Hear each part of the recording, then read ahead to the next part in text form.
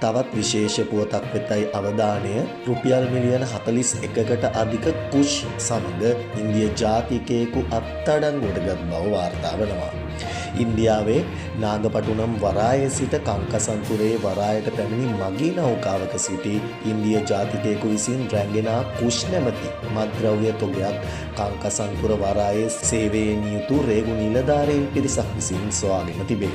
අවුරුදු 33ක් වූ මෙම ඉන්දියානු ජාතිකයා විසින් කිලෝග්‍රෑම් 4යි ග්‍රෑම් 12ක බරකින් යුත් කුෂ් මත්ද්‍රව්‍ය තොගයක් මෙරටට රැගෙන විත් ඇති අතර සැකකරු විසින් එම මත්ද්‍රව්‍ය සිය ගමන් මළු තුල සකස් කරන ලද ව්‍යාජ ස්තර තුල සංගවා සැකකරු විසින් මෙම මත්ද්‍රව්‍ය තොගය රැගෙන විත් තිබියදී රේගු නිලධාරීන් විසින් සොයාගෙන ඇත.